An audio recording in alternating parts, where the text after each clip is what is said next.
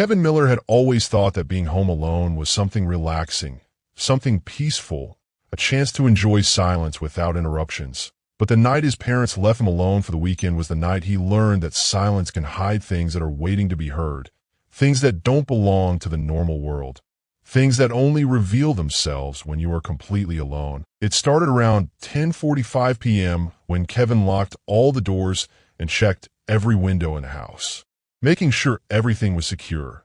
He even checked the back door twice because he had this strange feeling he couldn't explain, like something was off. But when he looked around, everything seemed normal. The house was quiet, the lights were on, nothing out of place. So he went to his room, put on his headphones, and tried to relax, scrolling through his phone while occasionally glancing at the hallway outside his room. Everything felt fine at first. Just another normal night, but around midnight, he heard something that made him pause, a faint sound, barely noticeable, like a soft knock. Kevin frowned and took off his headphones. Listening carefully, the sound didn't come again. So he shook his head and told himself it was nothing. Maybe the house settling, maybe something outside. But a few minutes later it happened again, this time clearer, a slow knock followed by silence. Kevin felt a small wave of unease. He stood up slowly and stepped into the hallway, looking around. The house was completely still, the lights casting soft shadows along the walls. Nothing moving, nothing out of place. He walked toward the living room. Checking the front door, it was locked. He checked the windows, all closed, everything normal. Kevin let out a breath and went back to his room, trying to ignore the feeling. But as soon as he sat down, he heard again 3 slow knocks, coming from somewhere deeper inside the house. Not from outside, not from a door, but from within the walls themselves. Kevin froze, his heart starting to beat faster. He stood up again, this time more slowly, and walked toward the sound, following it down the hallway toward the kitchen, each step feeling heavier than the last. When he reached the kitchen, the knocking stopped, replaced by complete silence. Kevin stood there listening, his breathing loud in his ears, and then suddenly he heard something else, a faint whisper, so quiet he almost thought he imagined it. Kevin leaned closer to the wall, trying to hear it again, and then it came, clearer this time, a voice low and distorted, whispering something he couldn't fully understand. Kevin's entire body went cold. He stepped back quickly, his mind racing, trying to make sense of what he was hearing. There was no way someone could be inside the walls. It didn't make sense, but the voice was real. He could hear it, faint but unmistakable. Kevin grabbed his phone and turned on the flashlight, shining it along the walls as if it would somehow reveal something, but everything looked normal, just plain walls, nothing unusual. And then suddenly the whisper stopped, and for a moment, everything was silent again. Kevin stood there, frozen, unsure what to do. And then his phone buzzed in his hand, making him jump. He looked down at the screen, expecting a message. But there was nothing there, no notification, no call, just the screen lighting up for no reason. Kevin felt his fear growing, his mind struggling to stay calm. And then the phone buzzed again, this time longer. And when he looked at it, he saw something that made his heart drop. The voice recording app had opened on its own, and it was recording. Kevin stared at the screen, confused and terrified. And then slowly, the recording began to play back automatically, and what he heard made his blood run cold. It was the same whisper he had heard in the walls, but now it was clearer, louder, and was saying words he could understand.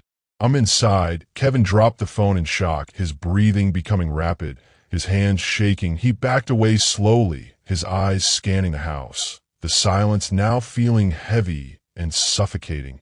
And then suddenly, there was a loud bang from upstairs, followed by the sound of something dragging across the floor. Kevin turned toward the stairs, his heart pounding in his chest. He knew he should leave. He knew he should run. But something kept him there, something pulling his attention toward the sound. He slowly walked toward the stairs, his legs trembling, each step feeling like a mistake. When he reached the bottom, he looked up.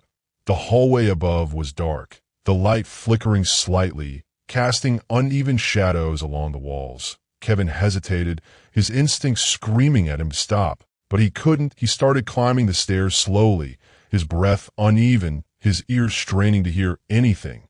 When he reached the top, the dragging sound stopped, replaced by silence. Kevin stood there, looking down the hallway, every door closed, everything still. He took a step forward, then another, moving toward his parents' bedroom where the sound had come from.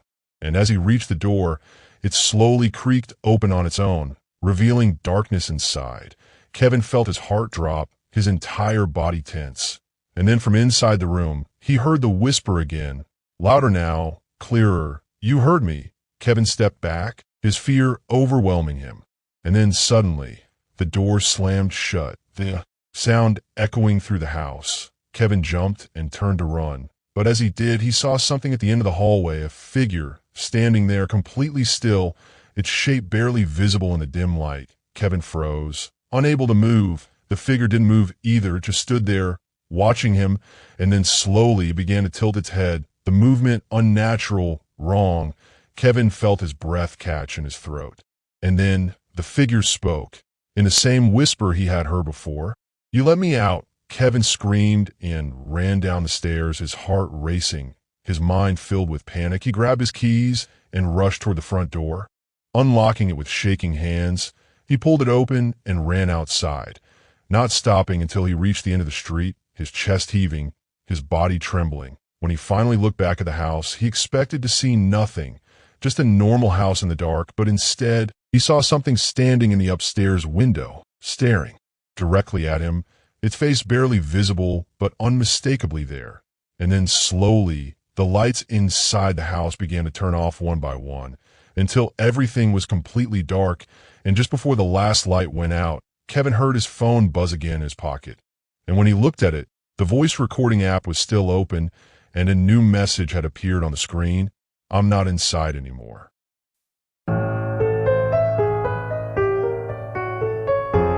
Ryan Carter had always been careful, the kind of person who double-checks everything before relaxing, especially when he's home alone, because he believed that most problems could be avoided if you were cautious enough. But the night his parents left for a short trip and he found himself alone in the house was the night he realized that sometimes it doesn't matter how careful you are, because the danger isn't always outside trying to get in. Sometimes it's already inside waiting for you to.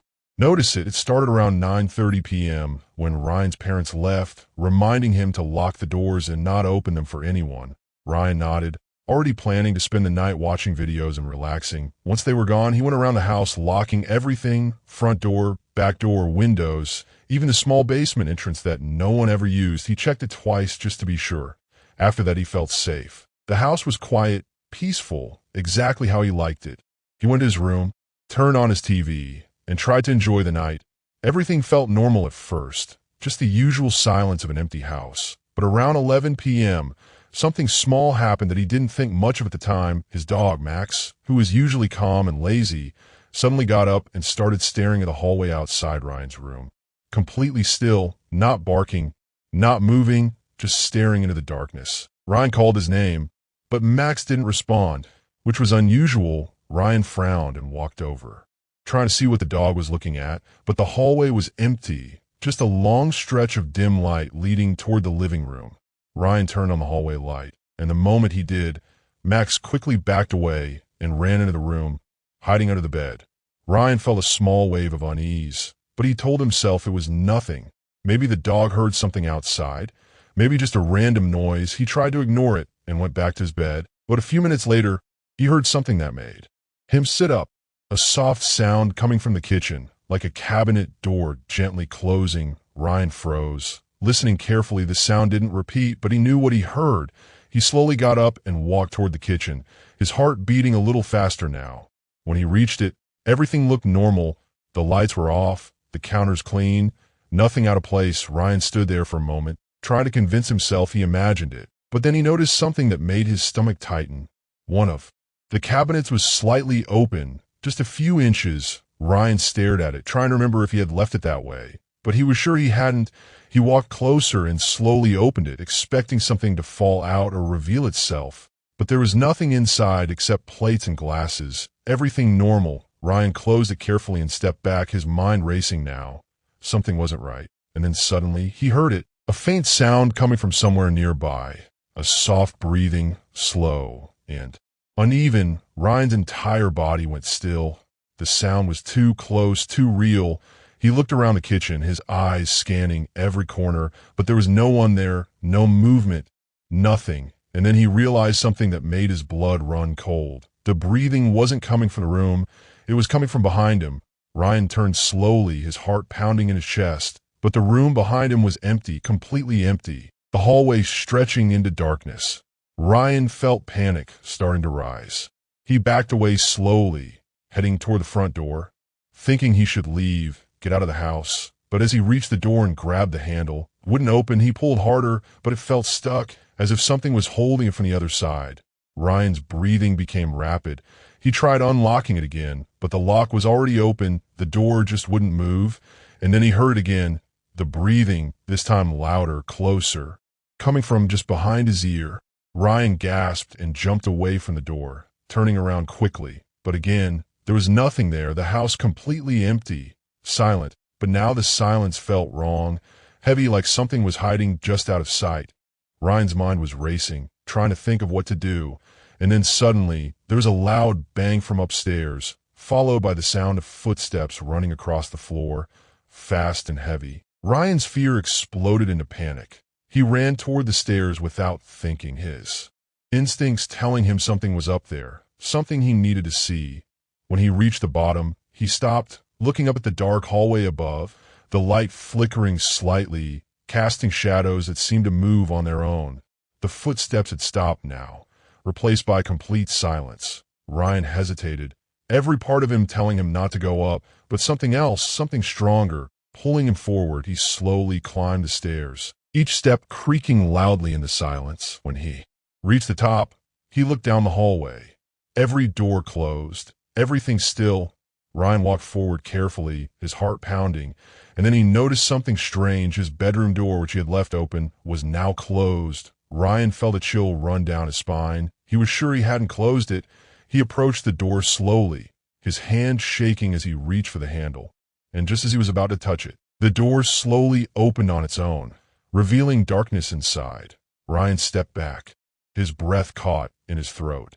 And then from inside the room, he heard something that made his heart stop. His own voice, whispering softly, "Don't open it." Ryan froze, his mind struggling to process what he was hearing.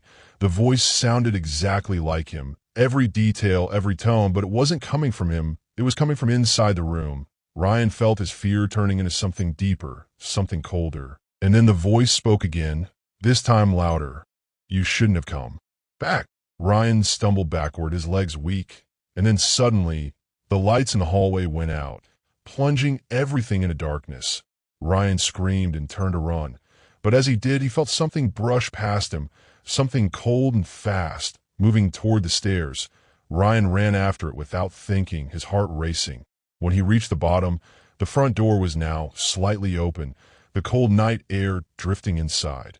Ryan stopped, staring at it, confused and terrified. He was sure it had been locked. He slowly stepped toward it, his mind racing. And then he heard it again, the breathing coming from behind him inside the house. Ryan turned slowly, his body trembling, and in the darkness of the hallway, he saw a shape, tall and still, its outline barely visible, but its presence unmistakable. And then it spoke in his voice, perfectly matching his tone. "You can leave, but I stay." Ryan didn't wait another second. He ran out of the house, into the street, not stopping until he reached a neighbor's house, his body shaking uncontrollably. When the police came and searched the house, they found nothing, no signs of anyone inside.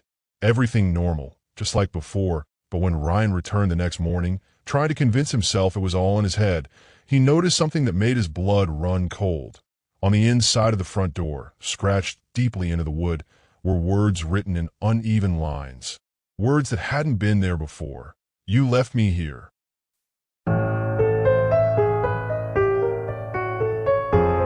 Lucas Bennett had always trusted technology more than people, especially when it came to safety, which is why he installed security cameras all over his house, inside and outside, making sure that every corner was covered, because he believed that as long as he could see everything, nothing could surprise him, nothing could get close without him knowing. But the night he decided to stay home alone and rely on those cameras for peace of mind was the night he learned that sometimes seeing everything is the worst thing that can happen, because some things should never be seen at all.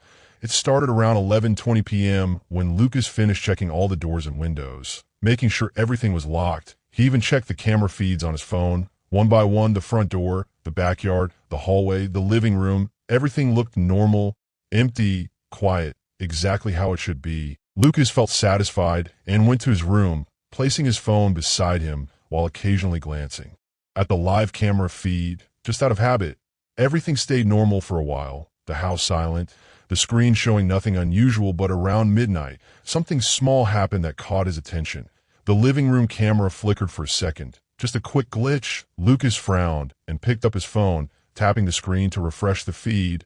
The image returned to normal, showing the empty living room. Lucas shrugged it off as a connection issue, but then it flickered again, this time lasting slightly longer. And when the image came back, Lucas felt his stomach drop. Standing in the middle of the living room was a figure, completely still, facing the camera. Lucas sat up slowly, his eyes locked on the screen, his mind struggling to process what he was seeing. He quickly got up and walked toward the living room. His heart started to beat faster, but when he reached it, the room was empty, completely empty, exactly as it should be. Lucas turned in a slow circle, checking every corner, but there was nothing there, no movement, no sound. Lucas felt a chill run down his spine. He slowly backed away and returned to his room, his hands slightly shaking as he picked up his phone again. The camera feed still showing the figure standing in the same spot. Unmoving, Lucas stared at it, his fear growing with every second, and then slowly, the figure began to move, its head turning toward the camera in a slow, unnatural motion. And Lucas realized something that made his heart stop. The figure wasn't just standing there, it was looking directly at him through the screen. Lucas dropped his phone in shock, his breathing becoming heavy, his mind racing with panic. And then he heard something behind him, a soft creak, like a door opening slowly. Lucas froze, his entire body going still. He knew that sound. It was his closet door. Lucas turned slowly, his heart pounding in his chest, and saw the closet door slightly open, the darkness inside deeper than it should have been. Almost like it wasn't just a shadow, but something else entirely. Lucas stared at it, unable to move, and then slowly, the door opened wider on its own, revealing more of that unnatural darkness. And from inside, something began to step out, its form matching exactly the figure he'd seen on the camera. Tall, still, its movements slow and unnatural. Lucas stumbled backward, his legs shaking, his fear overwhelming him. And then he heard his phone vibrate on the floor, the sound sharp in the silence. Lucas glanced down at it. The camera feed still active, and what he saw made his blood run cold. The living room camera now showed him standing alone in the center of the room, even though he wasn't there, even though he was still in his bedroom.